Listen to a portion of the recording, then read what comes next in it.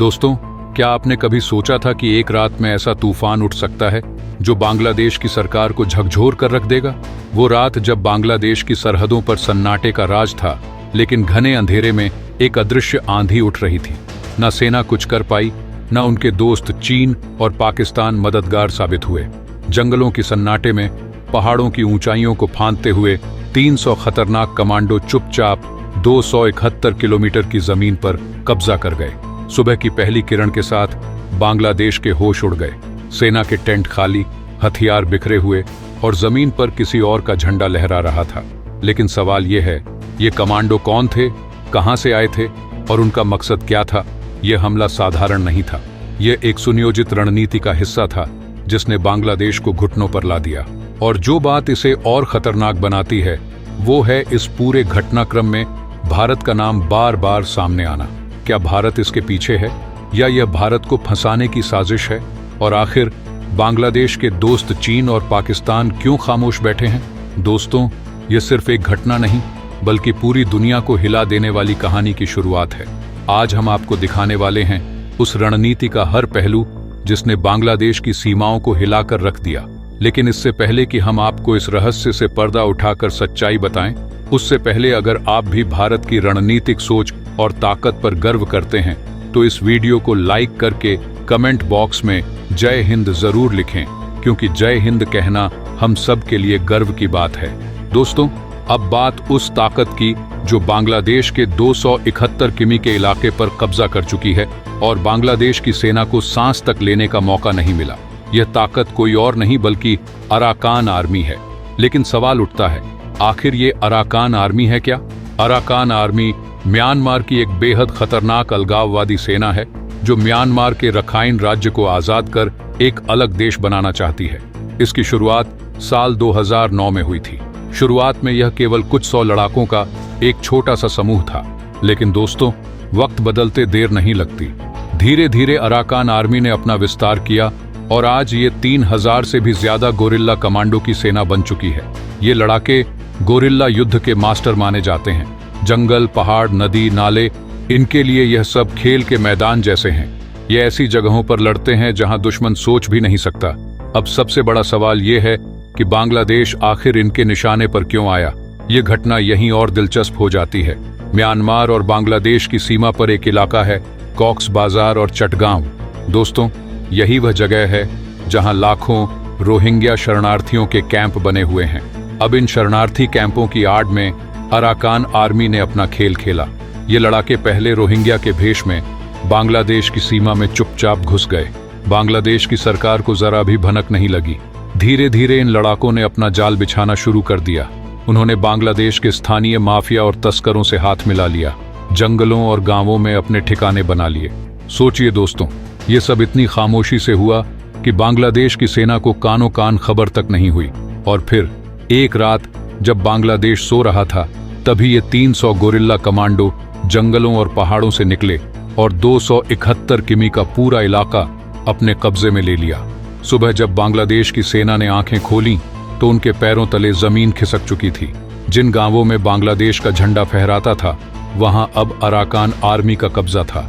बांग्लादेशी सैनिक हैरान थे कि यह हमला आखिर हुआ कैसे। इतनी बड़ी प्लानिंग, इतनी बड़ी घुसपैठ बिना किसी शोर शराबे के। लेकिन दोस्तों, क्या यह सिर्फ अराकान आर्मी का खेल है या फिर इसके पीछे कोई और बड़ी ताकत काम कर रही है? कई एक्सपर्ट्स का कहना है कि अराकान आर्मी को कहीं ना कहीं बाहरी ताकतों का समर्थन मिल रहा है।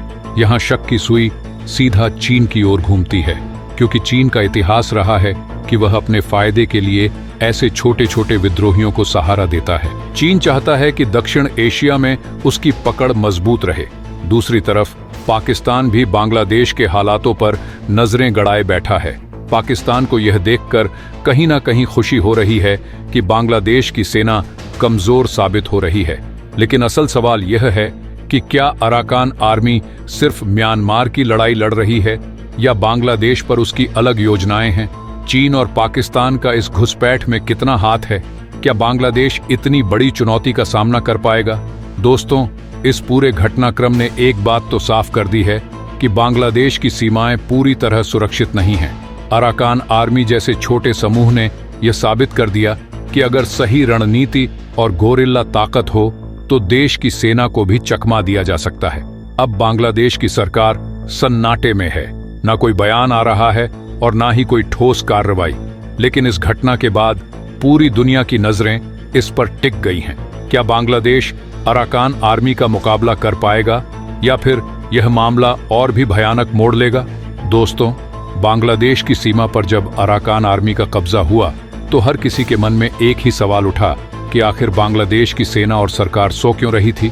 क्या यह घुसपैठ इतनी आसानी से हो गई या फिर इसके पीछे कोई बड़ा गद्दार खेल चल रहा था? अब आते हैं इस घटना के सबसे बड़े किरदार पर, यूनुस एंड कंपनी।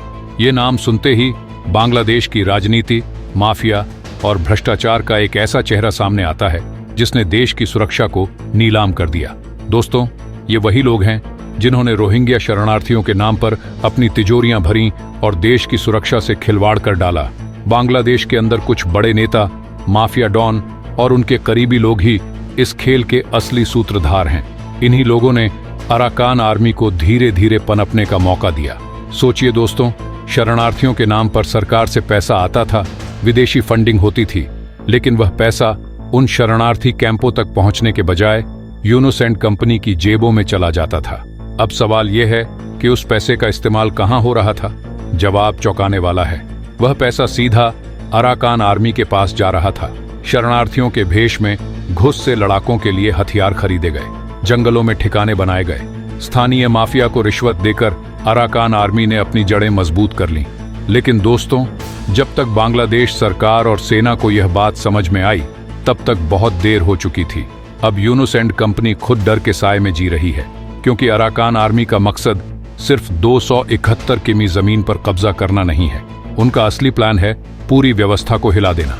यहाँ यह मामला और खतरनाक हो जाता है, क्योंकि अराकान आर्मी ने यह साबित कर दिया है कि बांग्लादेश के भीतर ही ऐसे गद्दार मौजूद हैं जो पैसे और ताकत के लिए देश को बर्बादी की ओर धकेल रहे हैं।